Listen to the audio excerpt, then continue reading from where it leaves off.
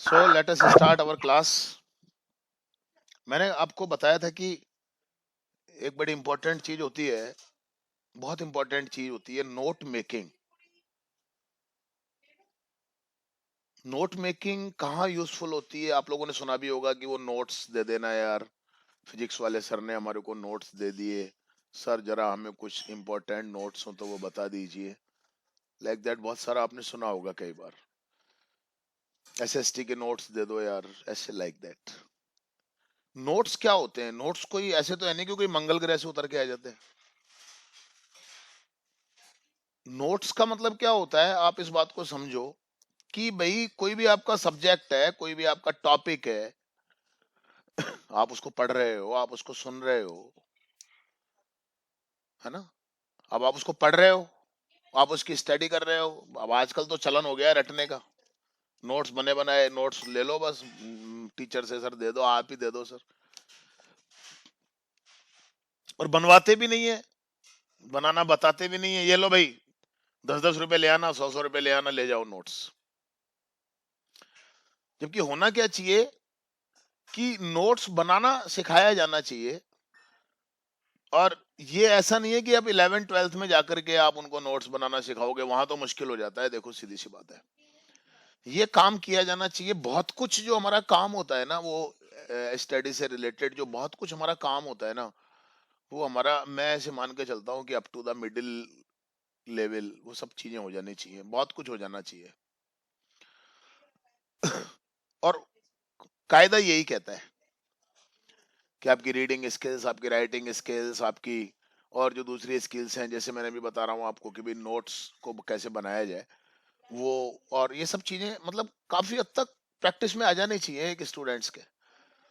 क्योंकि नाइन्थ के बाद फिर, या नाइन्थ से या नाइन्थ के बाद फिर थोड़ा सा लेंदी हो जाती हैं चीजें, तो वो बड़ा मुश्किल हो जाता है। सिस्टम की प्रॉब्लम है एक। खैर, तो नोट्स क्या होते हैं? आप जैसे कोई भी चीज पढ़ रहे हो, आपने कोई लेसन लिया, साइंस का, एसएसटी का, हिंदी का, इंग्लिश का, कोई भी आपने लेसन ले लिया और आप उसको स्टडी कर रहे हो, आप उसको पढ़ रहे हो। तो पढ़ रहे हो, जब आप पढ़ते समय आप देखते हो उसके अंदर बहुत सारी चीजें ऐसी इंपॉर्टेंट नजर आती हैं। अभी अपन प्रैक्टिस करेंगे कि अपन उनको लिख लेते हैं, नोट कर लेते हैं अपन उनको। समझ रहे हैं आप? अपन उनको नोट कर लेते हैं। अभी मैं वो सारी चीजें आपको बताऊंगा कि वो कैसे उसको नोट किया जाता है, कैसे किया जाता है। अलग अलग हेडिंग डाल डाल के भी नोट कर सकते हैं अपन। समझ रहे हो? सपोज कीजिए मैं आपको एक छोटी सी बात बताता हूँ। सपोज कीजिए मैं आपको कोई अभी रीडिंग के लिए, या कोई मैं आपको ऐसा एक कुछ लिखवाता हूँ, मैं कुछ टेक्स्ट आपको कंप्यूटर के बारे में लिखवाया, मतलब मैंने आपको, सपोज कीजिए आप। तो कंप्यूटर के बारे में जब मैं आपको बताऊंगा या मैं बोलूंगा या आप कहीं पढ़ रहे हो, तो उसमें क्या होगा भाई? कंप्यूटर क्या है, कंप्यूटर का यूज क्या है, कंप्यूटर का मिसयूज क्या है। आ रही है ना मेरी बात समझ में? तो कंप्यूटर का बेनिफिट्स क्या है, कंप्यूटर के डिसएडवांटेज क्या है, एडवांटेज क्या है। तो हम जब उसको पढ़ रहे होंगे, तो हम जब उसको पढ़ रहे होंगे तो उसमें आएगा भैया कंप्यूटर के यूज क्या है। तो अब वो अपन एक हेडिंग डाल सकते हैं वहां पर, और उस हेडिंग में फिर अपन नीचे पॉइंट लिख सकते हैं। अब जैसे यूज आ गए, मान लो 2 सेंटेंस आ गए कि भाई बैंक में यूज होता है, कैसे यूज होता है, क्या होता है, तो मैं बताऊंगा स्कूलों में, एजुकेशन में क्या यूज है इसका, बिजनेस में क्या यूज है इसका। मान लो पूरा पढ़ रहे हो आप, तो पूरा लिखा हुआ है। तो बैंकों में क्या यूज है उसके, मान लो उसमें 4 सेंटेंस लिखे हुए हैं। या फिर मान लीजिए कि एजुकेशन में क्या यूज है उसके, वहां पर 4 सेंटेंस लिखे हुए हैं। या मान लीजिए कि इस तरीके से अलग अलग चीजों में, मान लीजिए कि बिजनेस में क्या यूज है, तो वहां पर उसके 4-5 सेंटेंस लिखे हुए हैं। एक बात बता रहा हूं मैं आपको। तो अब आप नोट्स जब बनाते हैं तो क्या लिखते हैं? ऊपर हेडिंग डाल देंगे आप, द यूज ऑफ कंप्यूटर्स। आप नीचे एक पॉइंट डाल देंगे, इन एजुकेशन। दूसरा पॉइंट डाल देंगे, इन हॉस्पिटल्स। तीसरा पॉइंट डाल देंगे, इन बिजनेस। मेरी बात समझ में आ रही है आपको?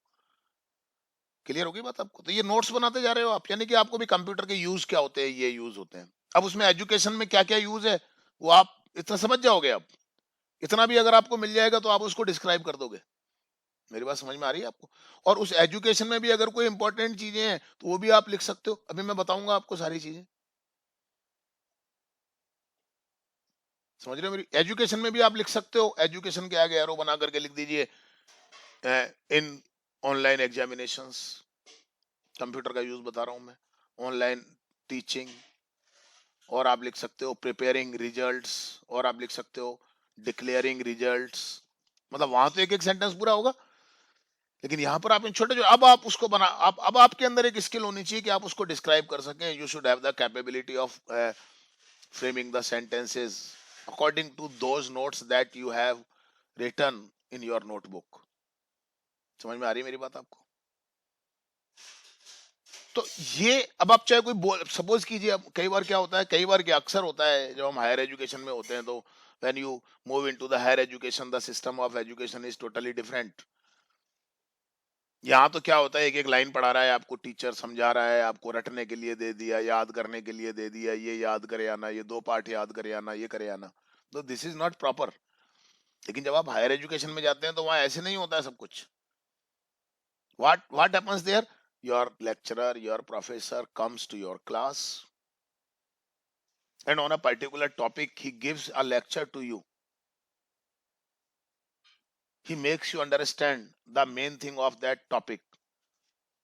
वो एक एक लाइन को नहीं पढ़ाते हैं वहां पर, वो कि साहब एक एक किताब उठा ली और तुम पढ़ो और एक एक लाइन पढ़वा दी वहां पर, ऐसा नहीं होता है। मेरी बात समझ में आ रही है आपको? तो वहां पर एक टॉपिक पे चलता है सारा का सारा प्रोग्राम, और उस टॉपिक के हिसाब से वो आकर के आपको अपना लेक्चर देंगे, आपको बोलेंगे। अब आप सुन रहे हैं, और सुनते समय आपको, सुनते समय भी आप नोट्स बना सकते हैं, पढ़ते समय का मैंने बताया, फिर सुनते समय का भी आप बना सकते हैं। आप पेन आपके हाथ में, you have pen in your hand, you have a notebook in which you can write down the important things, and then अब आप इनमें से बैठे बैठे कई स्टूडेंट्स ऐसे भी हो सकते हैं जो अभी भी लिख रहे होंगे शायद कि मैं क्या बता रहा हूँ, कुछ चीजों को लिख रहे होंगे कि हाँ भैया सर क्या बता, अच्छा ये ओके, नोट करो इसको, नोट करो इसको, नोट करो इसको। तो नोट्स क्या होते हैं वो समझ में आ जाएगा आपको बाद में जब आप देखोगे। तो सुन करके भी इंपॉर्टेंट चीजों को आप कर सकते हो, आप पॉइंट्स को लिख सकते हो। सर क्या बोल रहे हैं, अच्छा एडवांटेज बोल रहे हैं, आप लिख लो एडवांटेज।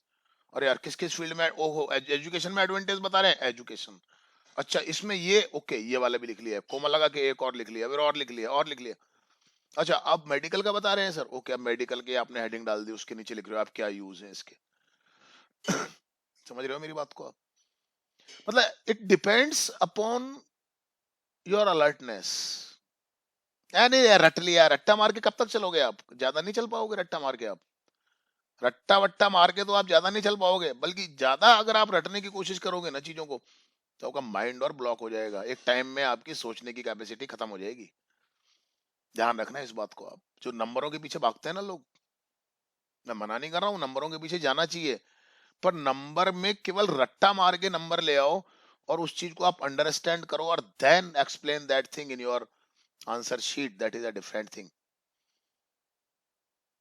तो अलर्ट आप रखिए अपने माइंड को, अपने दिमाग को, अपनी सारी चीजों को। समझ में आ गई मेरी बात आपको?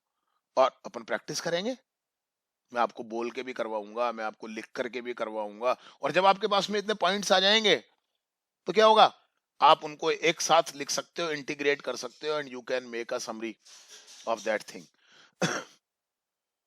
Note making and summary used to be a part of our curriculum in 12th class a few years ago. But after this corona, the government has changed the curriculum, the course of 12th class. So मेरी बात समझ में आ रही है शायद आपको, what I am saying to you, है ना? क्लियर हो गया आपको कि नोट मेकिंग किस तरह, फिर से मैं आपको समझा दूं। नोट मेकिंग का Yes, मतलब sir. ये होता है कि जो भी कुछ आप पढ़ रहे हो या जो भी कुछ आप सुन रहे हो, उसमें से मेन बातों को एक पॉइंट्स के रूप में आप लिख लें, और इतना ध्यान से सुने आप, और जो भी इंपॉर्टेंट बात आती चले जाए उनको आप लिखते चले जाएं, नोट करते चले जाएं आप, बस। जैसे कि इस तरीके से करें, और ये एक एक्चुअली क्या, ये एक स्किल है, एक दिन में नहीं आ जाती है। सपोज कीजिए मैंने आपको बता दिया कि लो जी ये ऐसे होता है, ऐसे ऐसे नहीं, बताने से नहीं, बता तो दिया ही मैंने, बट ध्यान रखिए इस बात को, if you don't make the practice you can't master them. चाहे दुनिया में कोई भी चीज होगी, अगर आप प्रैक्टिस नहीं करोगे ना, तो वो चीज आप उसमें ढीले ढाले रहोगे, आप उसमें इतना नहीं हो पाओगे कि बहुत अच्छे तरीके से आप उसको, as much practice as you can do much in every field, in everything. अभी आप देख ही लीजिए, अब आप इंग्लिश कितना अच्छा बोल लेते हैं, तो बिकॉज ऑफ योर प्रैक्टिस। अगर आप लिख ले हो तो बिकॉज ऑफ योर प्रैक्टिस। अभी आपके इंटरेस्ट के ऊपर भी डिपेंड करता है ना भाई, कि आपका इंटरेस्ट कितना आ रहा है किसी भी चीज में। आप खुद अपने नोट्स बनाना चाहोगे या किसी की कॉपी ले लोगे, ये भी तो डिपेंड करता है ना। खुद बनाओगे तो दिमाग लगेगा, टाइम लगेगा, मेहनत होगी, लेकिन उसी के अकॉर्डिंग आपका डेवलपमेंट भी होगा। आप खुद बनाओगे तो आपके दिमाग का भी तो डेवलपमेंट उसी हिसाब से होगा ना, नहीं होगा क्या? और आप किसी दूसरे से बने हुए नोट्स अगर ले रहे हो, अपनी कॉपी में उतार रहे हो, उनको कॉपी कर रहे हो, तो आपके दिमाग का क्या डेवलपमेंट हुआ? कुछ नहीं। क्या would you be able to make any notes in your future? अगर आप ऐसा करोगे तो, इफ यू डू सो, अगर आप किसी दूसरे की कॉपी ले लेते हो, if you take the notebooks of other student और other friend, can you develop your self? I think you can't. So please try Yes, to sir. understand me what I am saying, and then do it. Clear हो गया? आगे बात समझ में?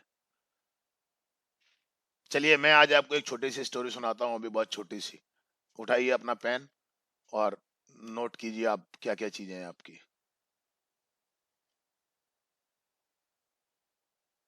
बहुत छोटी सी story, शायद आपकी जिंदगी की पहली स्टोरी रही होगी, थर्स्टी क्रो। उसी पे मैं आपको एक सुना रहा हूँ, वो कहानी में आपको। वो आप अपनी Yes, sir. पेन Once उठाइए, upon कॉपी a उठाइए, dagla. और इस तरीके से आपको वो पॉइंट्स लिखने हैं कि जिससे कि उन पॉइंट्स को देख करके ना, आप केवल उन पॉइंट्स को देख करके, केवल उन शब्दों को देख करके आप नरेट कर दो उस स्टोरी को मेरे सामने।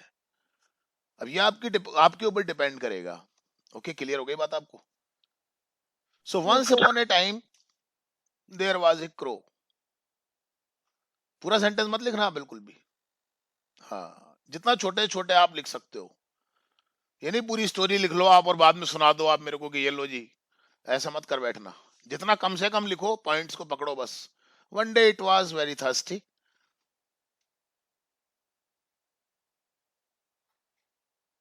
तो मैं बता दूं चलो आपको, पहले वाले सेंटेंस में तो क्रो लिख दीजिए आप, वंस ए क्रो। दूसरे वाले Yes, sir. पॉइंट में शायद आपने लिख दिया होगा थर्स्टी, वो इंपॉर्टेंट है। Yes, sir. He tried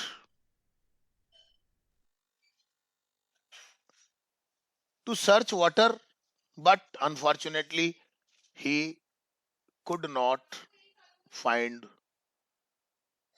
water.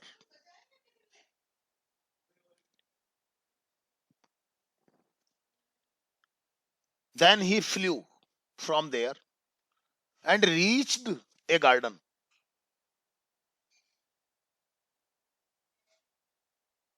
And there he saw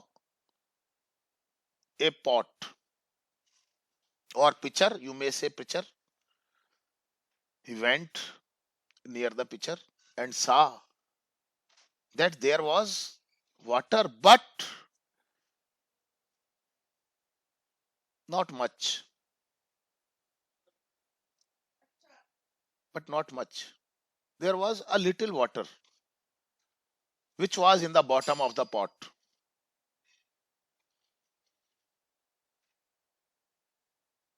The crow's beak could not reach till that point. To that point कह दो, लिखो मत, पूरे सेंटेंस मत लिख लेना, बहुत कम से कम। आप दिमाग है अब आपका, कितना दिमाग आपका चल सकता है? सर एक बार सेंटेंस रिपीट करना। नहीं, सेंटेंस रिपीट क्या करें अब? Could not, its beak could not reach the water. The crow was very clever. एक ही वर्ड लिख दोगे क्लेवर तो भी चल जाएगा काम। क्रो, और ये लिखने की जरूरत नहीं है यहाँ। अब माइंड है आपका, कितना आप इसको रखते हो पकड़ करके। It thought a plan. अब खाली आप प्लान भी लिख दोगे तो भी चल जाएगा, खाली थॉट भी लिख दोगे तो भी चल जाएगा। It brought some pebbles. अब खाली पेबल्स लिख दोगे तो भी चल जाएगा, बाकी तो आप दिमाग से चला ही लोगे ना। इसको कहते हैं सोचना, डेवलपमेंट करना। रट करके नहीं कर सकते आप इन चीजों को। एंड इट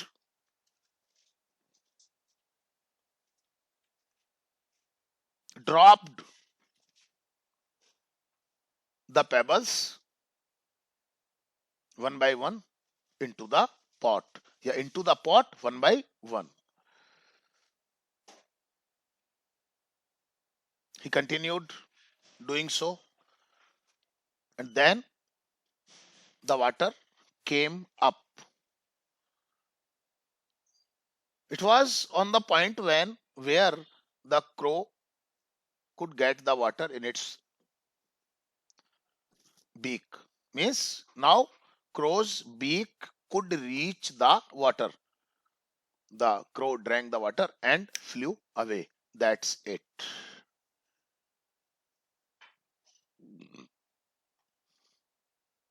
क्लियर हो गया आपको? यस रक्षित, बोलना जरा कौन कौन से वर्ड्स लिखे आपने, फटाफट फटाफट बोलते चले जाओ. Yes, sir. A crow, thirsty, search water, could not find, fly, a garden, saw a pot, near, not much water, bottom of the pot, beak, reach, clever, a plan, some pebbles, drop, continued, came up, crow's beak, drink, fly. Very good. इच्छा. Once crow, thirsty, searched water, could not find water, reached a garden, saw a pot. There was water in that pot. Water was little, could not reach. Clever plan, pebbles, drop pebbles into the pot one by one. The water came up, drank water, flown up. और कम लिखने की कोशिश करो. Yes Rohit. Yes, sir. Once a crow, one day thirsty, tried search water, could not find water, reach a garden, saw a pot, went near the pot, water, not much, bottom of the pot, beak, could not reach, clever, thought a plan, some pebbles, dropped pebbles, one by one, continued, came up on the point, get water in beak, drank water, flew away. कोई बात नहीं, practice करो और words कम हो जाएंगे, बहुत कम हो जाएंगे वर्ड्स. स्पर्श. Sir, a crow, thirsty, search water, couldn't find, reach garden, saw picture, saw water, not much water, beak couldn't reach, clever, thought a plan, brought pebbles, dropped them, continued, water came up, get water, flew away. Harshit second. Yes, sir. A crow, thirsty, tired, water, couldn't find water. He flew a garden, saw a pot, watering pot, not much, beak, couldn't reach, clever, a plant, some pebbles, drop, one by one, continued, water came up, the crow could get the water, drank water, flew away. निशा.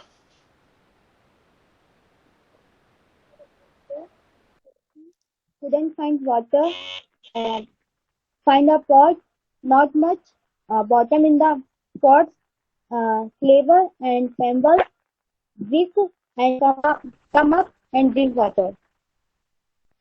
रिया. रिया नहीं, और कोई रह गया क्या? हर्षित. Yes, sir. A crow, thirsty, searched water, couldn't find water, flew a garden, a pot, a little water, bottom, beak, clever, a plan, pebbles, dropped, continued, water came up, drank. ठीक है, और कौन है? हाँ, रिया.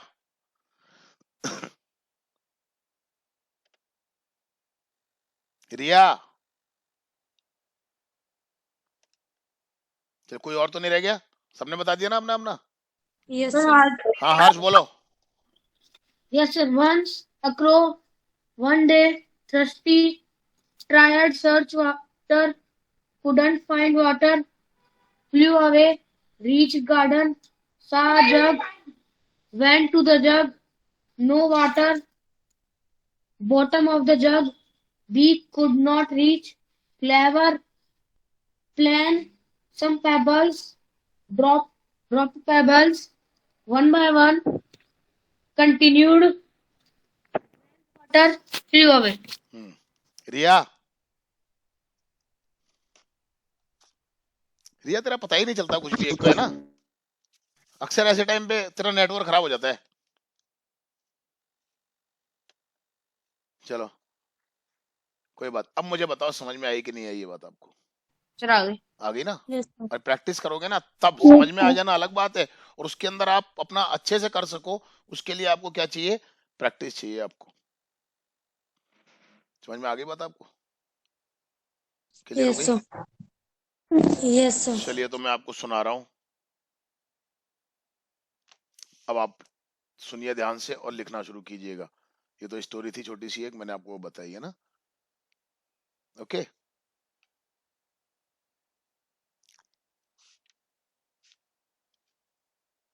लिखो, मतलब लिखना कुछ नहीं है, आप सुनिए। Forests are considered the green gold of a country.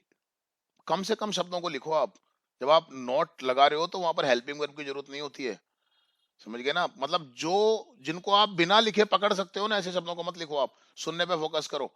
Forests are considered the green gold of a country, तो मैं तो इसमें क्या लिखूंगा? Forest green gold. समझ में आ गई बात?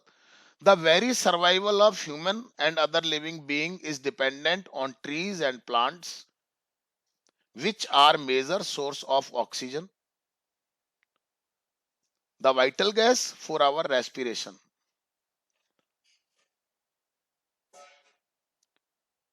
They also act as a sink for the carbon dioxide exhaled by humans and animals and spewed from the chimneys and by the automobiles. Important चीजें लिखिए आप बस, केवल जैसे इसमें आया, they also act as a sink of the carbon dioxide, sink लिख लो, कार्बन डाइऑक्साइड। अब कहां से आती है लिखने की जरूरत नहीं है, लिखना चाहो तो लिख दो, excelled, humans, animals, chimneys, automobiles, मतलब ऐसे आप लिख सकते हो, ठीक है ना? और सुनिए, forests play a vital role in sustaining our life and the nation's economy. Important for economy लिख दीजिए आप, लाइफ के लिए तो ऊपर आ ही चुका है। और they provide oxygen without which life is not possible on earth. Oxygen ऊपर आ ही चुका है, दोबारा लिखने की जरूरत नहीं है, लिख दो आप, फिर भी लिख दो प्रोवाइड्स ऑक्सीजन, ऊपर आ चुका है वैसे तो, रिपीट करने की जरूरत नहीं है।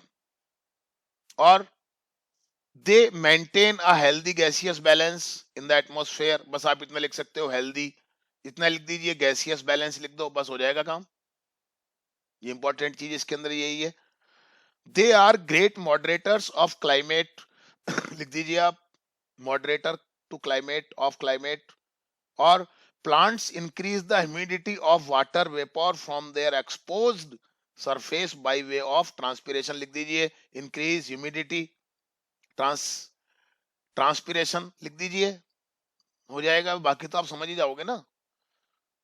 as one may be aware, forests extensively control soil erosion and landslides, केवल इतना से लिख दीजिए, control soil erosion, landslides।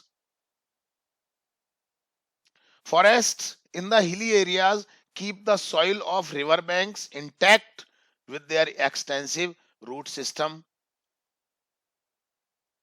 Forests in the hilly areas keep the soil of river banks intact.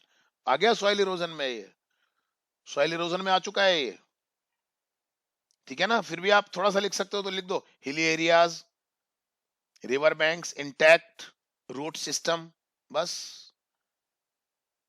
They also maintain the stability of the mountain slopes, लिख दीजिए, maintain stability mountain slopes। बाकी sentence आपको खुद बनाने, राइटिंग स्किल बहुत शानदार हो जाएगी आपकी, 2 पॉइंट भी दिमाग में आते ही आप बोल दोगे या लिख दोगे आप, ये वो चीज है। The aerial parts of the plants intercept rain, decreasing its erosive power, लिख दीजिए, decrease power speed, water speed या रेन स्पीड, उतने में समझ जाओगे आप। Ground flora and the thick layer of litter and humus in the forests are act as sponge and help to retain the water received in the form of rain or through the melting of snow. This prevents floods in the plains, तो लिख दीजिए आप prevents floods in the plains. इसमें आप इसको develop करके लिख दो फिर कैसे वो प्रिवेंट करता है। By decreasing the velocity of water coming down the hills, वही बात हो गई ना, वेलोसिटी कह दो, स्पीड कह दो आप, कमिंग डाउन द हिल्स लिख दो डिक्रीज स्पीड ऑफ वाटर, वही आप पहले आ भी चुकी है बात। Forests help in greater absorption of water by the soil in the plains and thus preventing droughts, तो आप लिख सकते हैं इसका increase underground water level prevents droughts as the soil retains its moisture it is released slowly giving rise to perennial streams and rivulets as the soil retains its moisture लिख दो, it is released slowly giving rise to perennial streams and rivulets, वही बात आ गई है तो कि underground अगर water level बढ़ रहा है तो नदियों का और स्ट्रीम्स का तो अपने आप ही वाटर लेवल बढ़ जाएगा। थोड़ी समझ भी तो रखनी पड़ेगी ना, थोड़ा सा इंटरेस्ट भी तो लेना पड़ेगा ना, हर किसी के बस की बात नहीं है ना, जो दिमाग लगाएगा जो कोशिश करेगा वही कर पाएगा। अब लोग इसको भी रट के जा रहे हैं एग्जामिनेशन में, मैंने देखा है इसको भी रट्टा मार मार के जा रहे हैं। अरे यार मत करो भाई, ये रटने की चीज है क्या? रटने से कर लोगे? रटने से नोट्स बना लोगे क्या? आप नहीं बना सकते आप, और ये एक दिन में 2 दिन में नहीं आएगा, धीरे धीरे धीरे धीरे स्लोली मैं आपको लिखवाऊंगा, मैं आपको बोल के सुनाऊंगा, तब आप और अभी एक चीज बताऊंगा मैं, इसका करना क्या है, आपको डेवलपमेंट कैसे करना है इसका। The material advantage offered by forests, अब आप एक हेडिंग डाल सकते हो मटेरियल एडवांटेज, और कुछ लिखने की जरूरत नहीं है। नीड्स नो मेंशन, इसकी कोई जरूरत नहीं है। दो centuries forests have provided us fuel, आगे ना मटेरियल्स, और कुछ लिखने की जरूरत नहीं है आपको, और उतना ही जितना इसमें है, जितना बोला, अपनी तरफ से कुछ नहीं लेना है। फॉडर, टिम्बर वुड, और several industries are based on certain resources, industries important for industries कर दीजिए, which are found in the woods, clear हो गया होगा शायद आपको, लिख लिए होंगे आपने पॉइंट्स। अब आपको करना क्या है, होमवर्क क्या है आपका, सुन लो। ये जो आपने नोट्स लिखे हैं ना, ये जो पॉइंट्स आपने लिखे हैं ना, इनको अब आप सेंटेंसेस में चेंज करेंगे, इनके आप सेंटेंसेस बनाएंगे, इनको अपने तरीके से आप इसको डेवलप करेंगे और एक पैराग्राफ लिखेंगे। आप ज्यादा लंबा छोड़ा पैराग्राफ नहीं लिखना है आपको, फालतू की जो इंपॉर्टेंट चीजें हैं बस वो लिखनी है, और आप इन पॉइंट्स को पढ़ करके और आप इसको देख लेना। अब वो करना है, रिकॉर्डिंग में डाल रहा हूँ आपके लिए, रिकॉर्डिंग कर लिया है मैंने, एक बार आप देख सकते हैं इसके बाद। सर रिकॉर्डिंग करी थी? हाँ बिल्कुल साहब, रिकॉर्डिंग कर ली मैंने, नोट मेकिंग के नाम से आपको मिलेगी रिकॉर्डिंग, आप इसको देख लेना और एक बार फिर से समझ लेना क्या है वो, पूरा का पूरा जो मैंने बोला है वो भी आपके सामने होगा। आप आराम से सुनिए, अपने जो नोट्स बनाए उसमें आप चेंजेस कीजिए, उसको एडिट कीजिए, जिससे कि so that you can improve your self the next time. Thank you very much.